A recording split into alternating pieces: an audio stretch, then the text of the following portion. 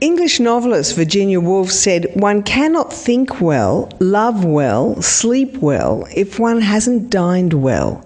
So maybe we can add writing well to this list too. Food and cooking, of course, are important, necessary nourishments for writers, but it can also be an inspiration or a distraction. Today, for the first in our Writers' Banquet series, we're opening the kitchen cupboards of 3 Australian authors to find out about their culinary lives. Toni Jordan, Maurice Gleitzman and Andrea Goldsmith. Toni Jordan is the author of 2 novels, Addition and Fall Girl. Her short stories and articles have appeared in the Sydney Morning Herald, The Australian and The Monthly. Maurice Gleitzman is a children's author who began his writing career with The Norman Gunston Show, the TV comedy series in the 70s. He's since written over 30 novels for younger readers, including Bumface, Grace and the trilogy Once, Then and Now. Andrea Goldsmith is a Melbourne-born writer and she's a novelist and an essayist. Her latest of 6 novels is Reunion. Her novel The Prosperous Thief was shortlisted for the 2003 Miles Franklin Award. Please welcome our guest to the book show today.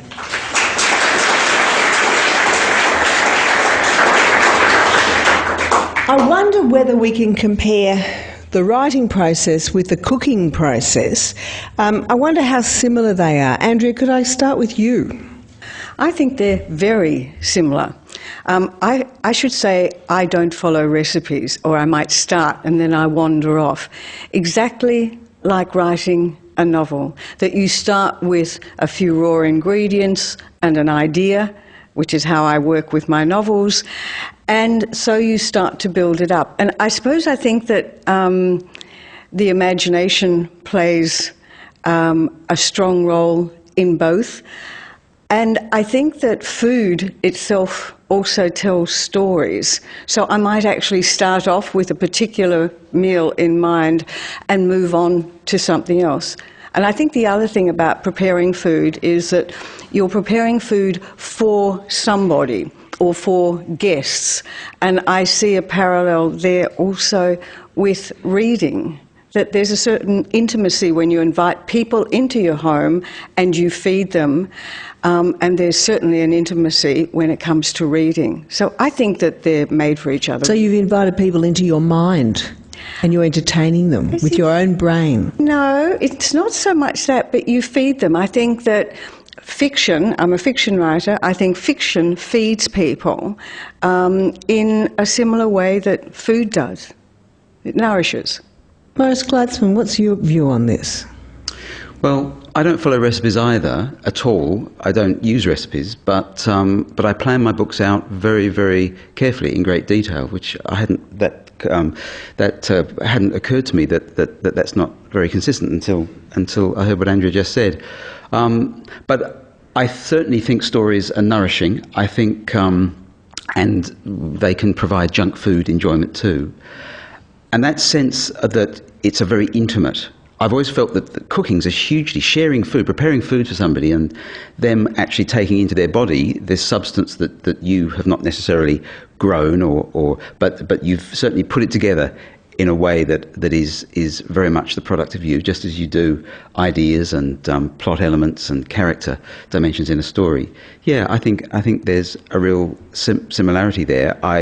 The metaphor, beguiling though it is, I'm leaping ahead now to the sort of literary toilet end of that metaphor that worries me a little bit more.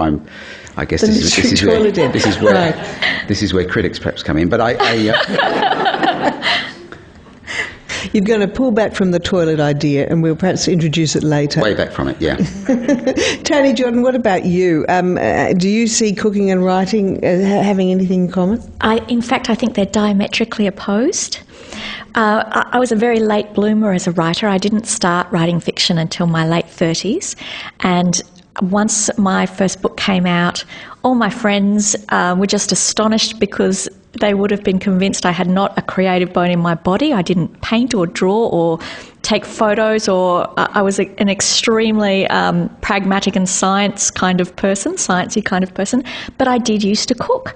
In my 20s and 30s, I did cooking schools in lots of different countries, including a week's residential course in Tuscany making wild boar stew, etc., which has quite limited usefulness. And what other countries did you cook in? I did a cooking school in Sri Lanka, I did a cooking school in Thailand and one in Bali.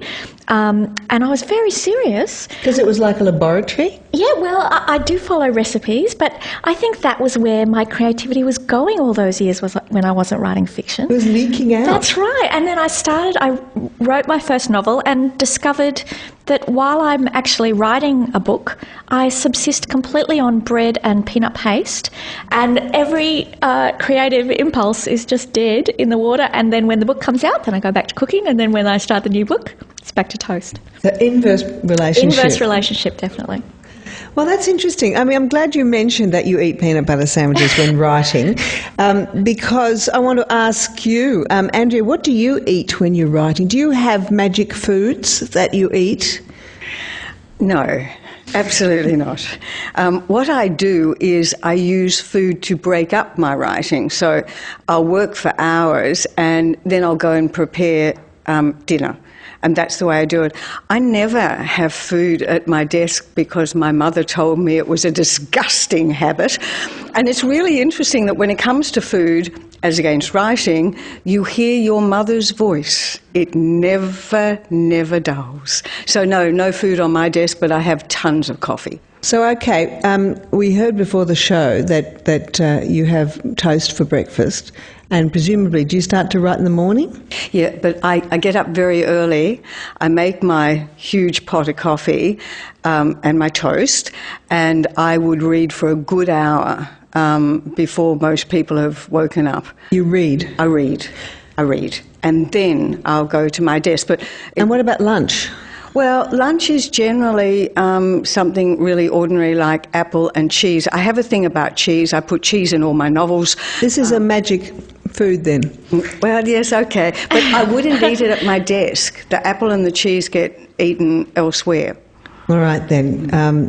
Morris, what do you eat when you're writing? I don't really know. I don't pay much close attention. I do pay close attention to food when I'm not writing, but I'm sort of off in the world of the book, and I know I go and stand in front of the fridge once or twice during a working day, and I stay there till I'm not hungry anymore, and often only when people complain that, that all the so-and-so is missing or all the something else, that I realise that that's probably what I've eaten. I don't really want to come out of the world I'm in, and usually the worlds I'm writing about, which are the worlds of 10, 11, 12-year-old kids, the food in those worlds is not generally food that I'm particularly wanting to eat myself, and yet I don't want to leave that world into the world of a sophisticated and elegant small lunch. But then I know that you are obsessed with tea.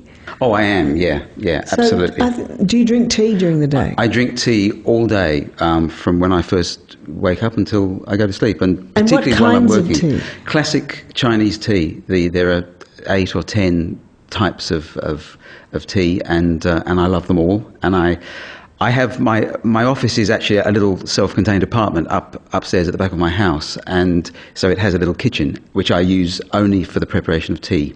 And do you have particular teas for particular times of day, or particular stages of your writing? I wish I could say yes, because that would so fit in with the theme of our discussion. But it would make you so very neurotic, though, wouldn't it? Yes, I saw the trap in that, Ramona, I did. No, I don't really. I've noticed, and this is more a middle-aged man thing than a literary thing, I've noticed that if I drink certain types of tea late in the day, evening, I'm up more times in the night. So the gentler green or herbal teas are better in the evening. That's a little medical tip there for the older folk in the audience. Oh, the audience is all older folk. Well, they're not. You just have to give your glasses a rub. They're gorgeous. They're completely gorgeous. Andrea, you mentioned your mother and your mother's voice on your shoulder, and her telling you not to eat at the desk. You learned to cook when you were young, at your mother's knee? No. My mother was not the sort of person to have children at her knee. What she did was she always ran late. It took me until I reached adulthood to realise the reason why she always ran late was because she had a boyfriend. She also had a husband who was my father, but the boyfriend went for many, many years. And so she'd dash in at the last minute to make dinner. And we all had to help. Otherwise, the dinner would not be on the table at 6:45 when it had to be. So we learned by watching and helping. So I learned what flavours went together, what was the quickest things to prepare. I certainly learned that. So yes, that's how I learned. Was your father aware of this? Yes. Did he help with the meal preparation? No, absolutely not. And there'd be an argument every night about Mum coming in at the last minute. But it's why I learned to cook, how I learned to cook. So are you a little bit anxious when you cook as you're remembering this mode of cooking? No, I'm efficient. Now, you've got some recipes, haven't you, passed down through the family? And is that what that big book is in front of me? I have got some amazing recipes. The ones that I'd really like to show you first or talk about are the Department of Public Instruction cookery instruction cards from 1905. Boiled neck of mutton is one of the recipes here, but we've also got tripe and parsley sauce, and I remember my grandmother actually making that stuff. These were my grandmother's cards given to her, I think, on her engagement. So there are those. I haven't used them, but I've got in my recipe folder, which is in tatters, but I can't give it up. I've got recipes in my mother's handwriting and my grandmother's handwriting, my long dead aunts. And so the recipes, I pull them out and they actually tell a story. Tell us a story. Oh, well, which one will I get? Well, I've just pulled out one. Halloumi and asparagus for Marion Halligan. We were doing a gig together. She was trying to lose weight. I was trying to lose weight. She said, and I said, but I can't give up cheese. She said, you don't have to. And so this came. And all of the recipes will tell a story. This one's gorgeous. This is in my Jewish file, as a good Jewish daughter. Matzah pancakes. This is for the Passover that we've just had. And it's signed Love Mummy, my mother, cross, cross, cross, who's had dementia for 15 years. So something like this is really, really precious. And I can't throw them out. So all of the recipes tell a story. They also tell the story that I was once a meat eater. I can't throw them out either. Maurice, you grew up in England in the late 50s. I did, yes. I can't take my eyes off this pile of cards from the Department of Public Instruction. Well, Why don't we have a Department of Public Instruction to give us sets of cards for, how to write a novel? Get engaged. Yes, your family could have done with how to tell if your wife's having an affair. I'm sure that set of cards would have... Anyway, more public instruction is needed, I think. But what was that? One gets the impression, it may be completely wrong, that England in the 50s was not your sort of top of the culinary tree. Well, no, I don't think it was really. There may have been pockets of heady garlic and red wine infused stuff, but in the suburbs of London where I grew up in the late 50s, early 60s, my mother, who didn't have a boyfriend, was... She had a husband. She had a husband, but she... Mine had both. And she had... Actually, my mother's probably going to hear this, and there's going to be a moment where she will look at my father, and a question may well hang in there. Anyway, no, I won't even. But so my mother, I think, cooked quite traditionally of her time and place, and I do remember that food preparation took a long time. And the results were, it was good, wholesome food. It wasn't hugely flavourful. Was it? Well, it was kind of, suet puddings and stews, and it was good. Look, I'm just going to read a paragraph from Nigel Slater. Now, Nigel Slater is an English food writer about my vintage, and he's written a couple of books which are memoirs. This his first, Toast, was a childhood memoir told or linked by some of the things that he and his family ate. But then his publisher asked him to come up with a sequel, and he obviously said, well, I've already done my childhood. And they said, well, just kind of cobble together a series of amusing short chapters about different aspects of English food. And I'll just read you the the very first paragraph, because it really sums up what English cooking was like in the 1950s. The British make an everyday stew with cubes of beef, carrots, parsnips and onions. They pour a jug of water over it, tuck in a bay leaf and leave it in the oven to do its own thing for 4 hours. What emerges is grey, meltingly tender meat and gently flavoured broth, comforting and unapologetic in its frugality. It tastes of nothing but itself.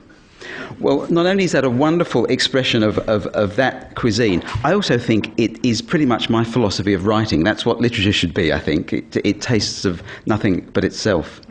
And so when my parents and we as growing kids finally started to travel and discover garlic and chili and ginger and spices and that red wine could be used in cooking, it was quite a revelation, as it was for an entire generation in the West, I think. And what about when you came to Australia? What happened to your culinary life then? Well, we came to Australia in '69, and I was 16. So a couple of years later, when I was starting to venture, I was risking taking young ladies out for meals.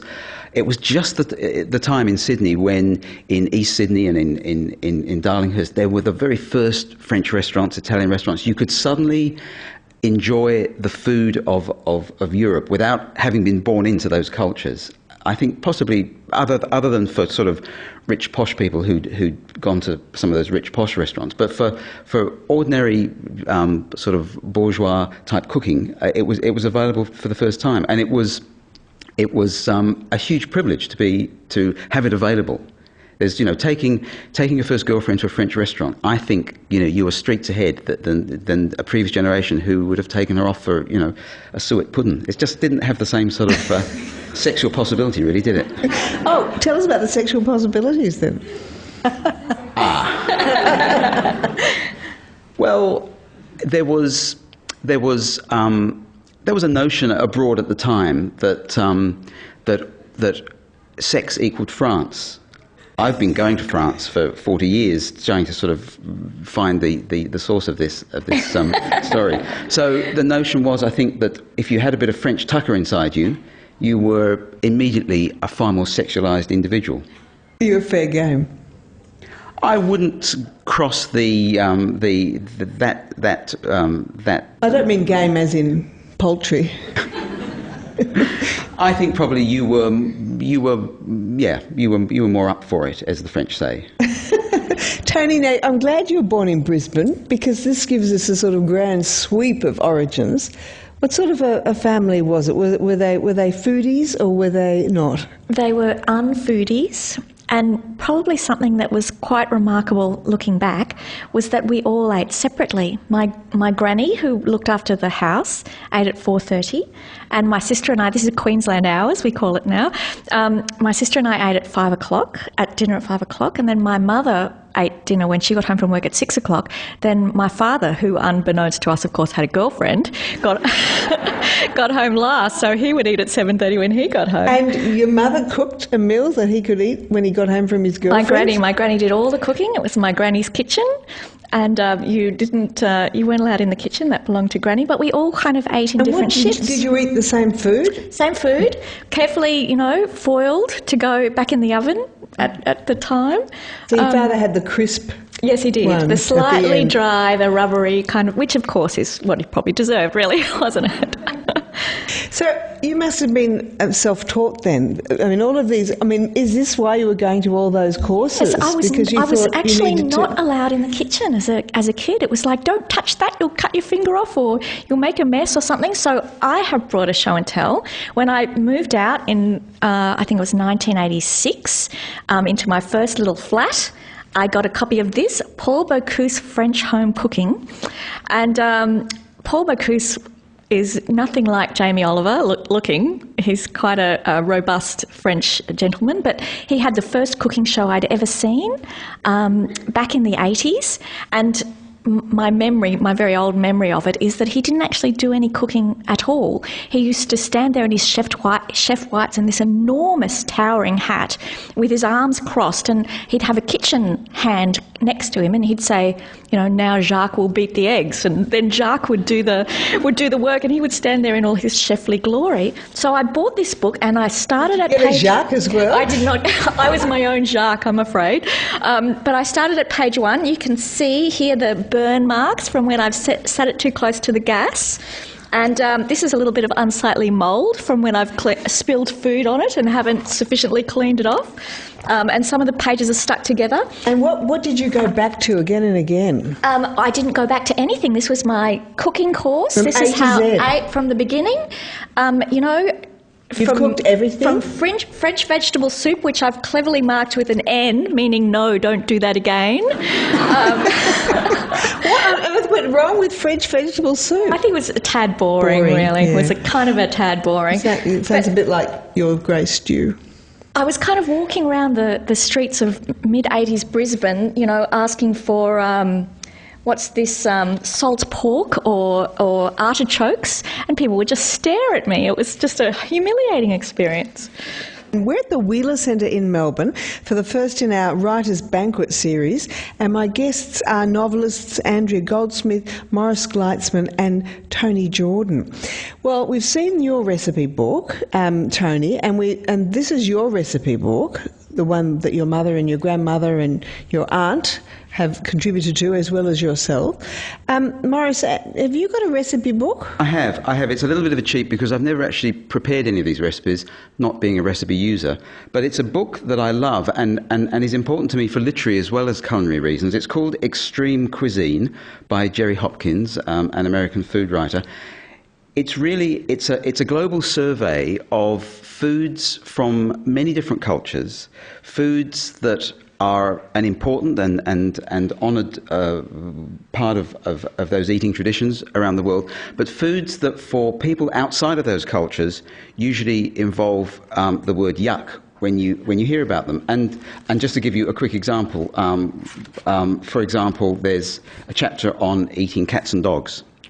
Yuck, I know, or other forms of outrage. But how interesting. And of course, in some cultures, it's... Well, I don't think you should rush over that chapter. No, well, I've got here a recipe for cat ragu. And it's not... And how is the cat prepared? Would you want me... Between giving it a bit of milk and then cooking it, what happens? Or do you buy it? You buy it sort of completely deferred? No, I can... The first sentence of the recipe, please, cat lovers here and at home, you may want to put your hands over your ears for this. Like Toni Jordan is doing. The recipe starts, skin cat, remove ribs, using only the trunk, meaning the trunk of the cat, cutting away the fat from the fillets, then slice into thin pieces. Dip into flour, etc. Like schnitzels. Kind of. On the previous page, sweet and sour dog. Now, I know you're thinking that this is a comedy routine, but it's not. Next chapter, we have grilled or barbecued bat, etc. Now, why... It can be very crunchy. I don't know what's wrong with you out there. Why this book fascinates me is not only because... It's got a really enjoyable yuck factor as you read through it. There's chapters on insects and various sort of, everything you can imagine. To me, it reminds me when I read it of one of the reasons that stories are important to me and why writing stories, particularly for young people, has become my life's work. Because when we read a story, we may initially, in a piece of fiction, be confronted by a character who has in their lifestyle, in their culture, aspects that are so foreign to us, so different that we secretly, in our imagination as we read, we withdraw a bit. This character is so much another. But what happens in fiction, of course, is that if the story is going to work for us, we'll be taken beneath the surface of the character, we'll recognise inside them exactly the same palette of emotions as we experience every day, etc., etc., and we'll find all sorts of commonalities inside them, as well as some interesting differences. And thereby, we discover that the foreign person, the other, is actually not so scary, not so different. And this cookbook serves the same purpose to me, because although I have yet to I'm pausing actually, because as a children's writer, it's just occurred to me that discussing the cooking and eating of cats and dogs is probably not a good career move for me in terms of my younger readers. But no, I'm just thinking aloud there. Children love yucky things, you know. They do, and they also love cats and dogs. So there's an interesting conundrum. I'll certainly learn how they've taken that the next time I go and speak to a few hundred kids. How did you learn to cook then? If you don't follow recipes, how do you do it? The same way that I learned to write, I observed closely examples of the craft that I admired, and tried to work out how it was done through trial and error.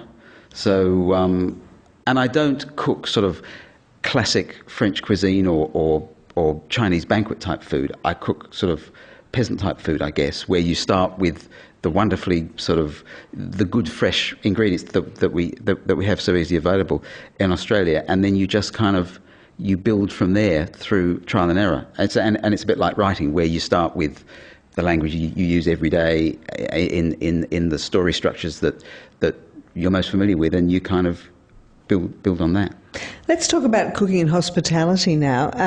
Andrea, food writer MFK Fisher said, sharing food with another human being is an intimate act that should not be indulged in lightly.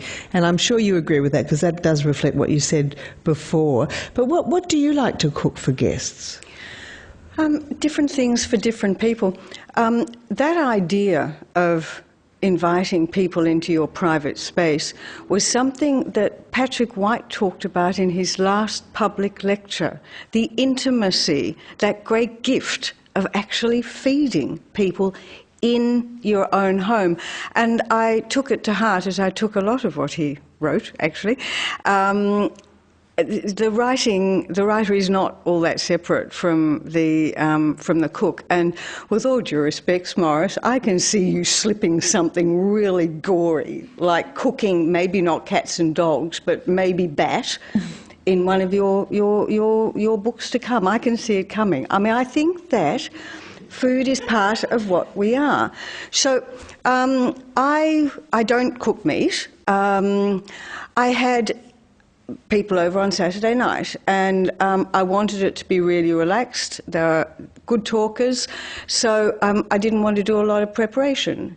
So Didn't want to miss anything. I didn't want to miss a single thing. So because it was the night after the royal wedding, and I had made a salmon mousse shaped in a crown for a party that I went to as Princess Margaret in her prime, I made double the amount of salmon mousse, so that was the entree, and then my pesto, which I think is fantastic, with pasta, and homemade pasta, but homemade by somebody else, salad, and then fruit and cheese. I think that cheese is an essential part of all meals. But then there'll be other times that I will do something that is fancier. But the thing is, when I want people in my home, I want to talk with the people, so I do not want to be spending time out in the kitchen.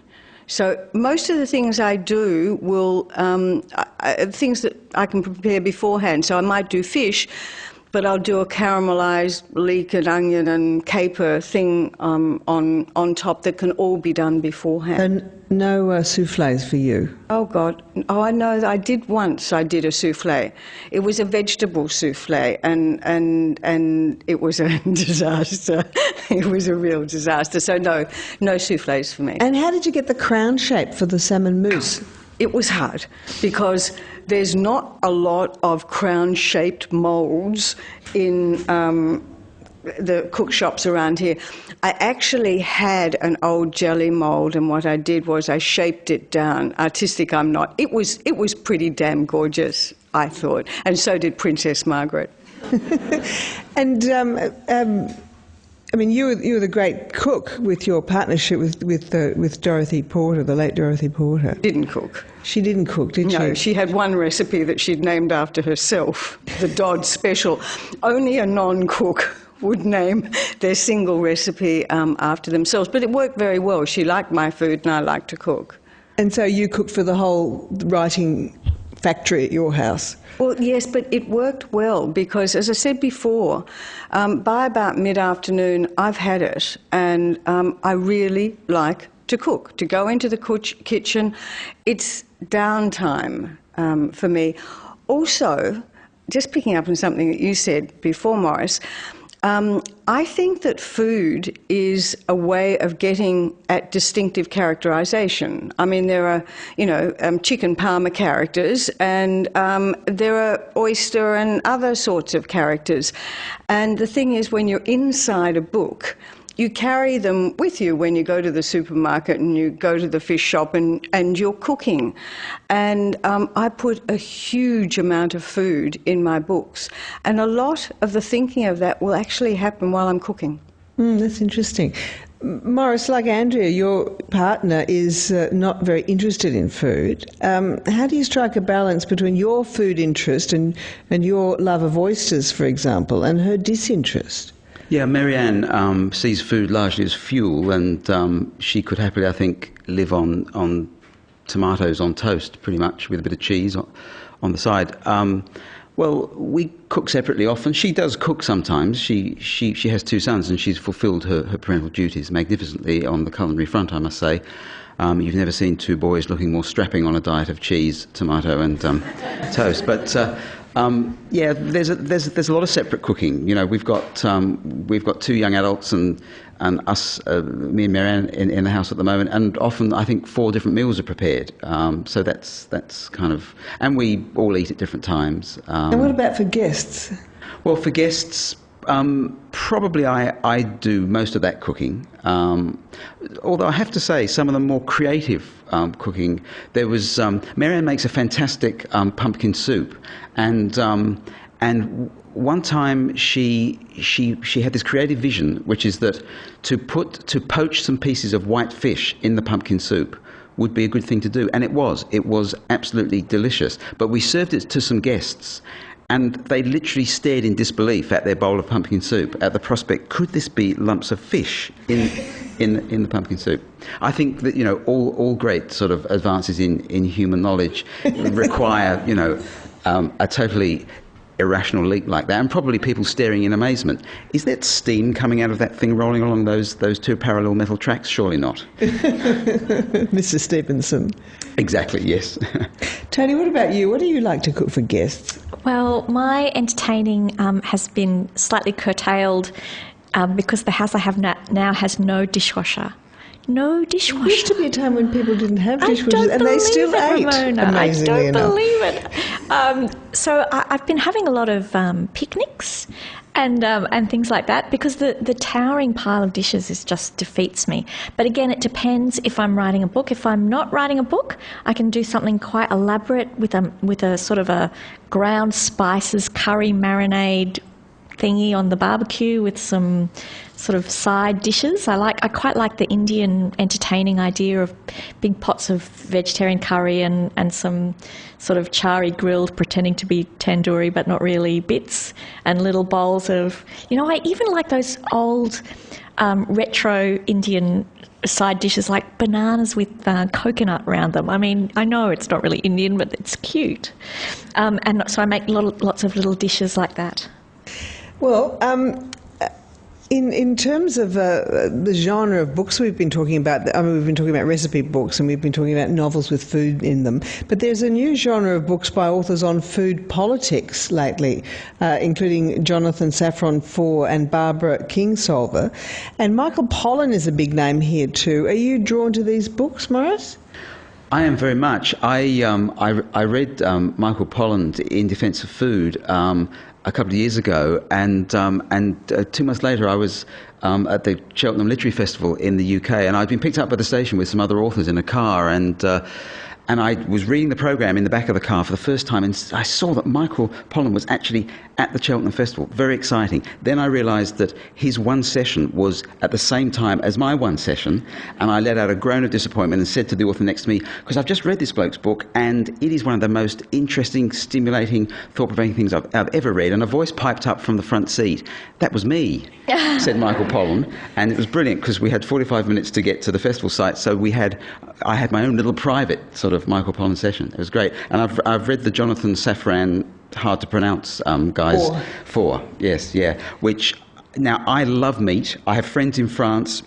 They barbecue me donkey, all sorts of stuff. Love it.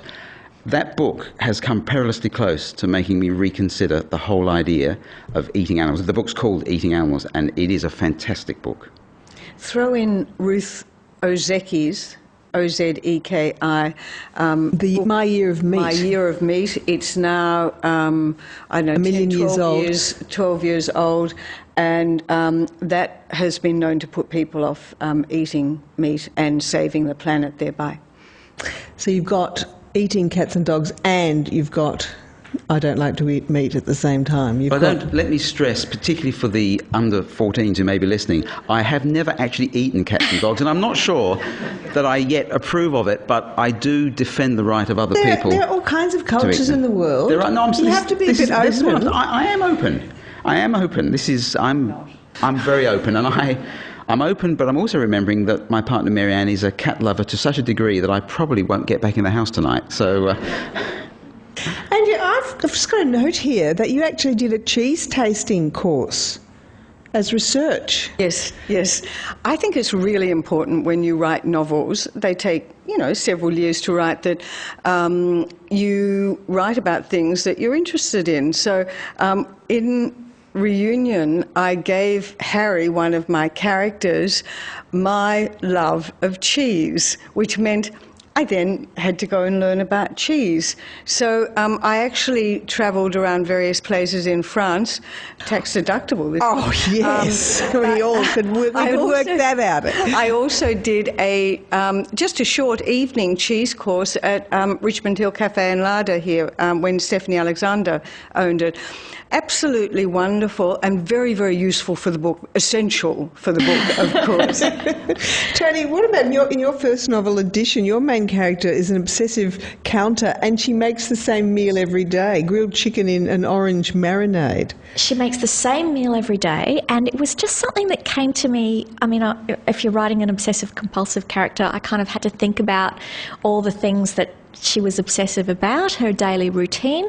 I made this meal for her, which was chicken with an orange juice and vegetables, and I just kind of wrote it as you do. When you're writing your first novel, I think no one expects anyone to actually be reading it.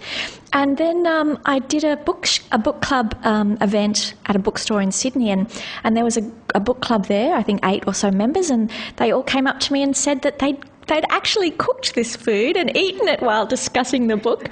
And I was cross between just appalled and horrified. I wish I had have actually checked it. I hope they didn't get food poisoning. I don't know if because it had all the measurements, the time, the chicken was supposed to be there. It could have been raw for all I knew. I was quite disturbed. Isn't that funny? Well, isn't it lovely, though, when someone reads your book so closely and comes together and wants to talk to you about it? There's also a very prominent orange and poppy seed cake in that book, and I spoke at another bookstore and they made a cake for me and gave it to me to take away. So it's lovely that it's such a tangible and lasting memory of fiction, that the food that's in it.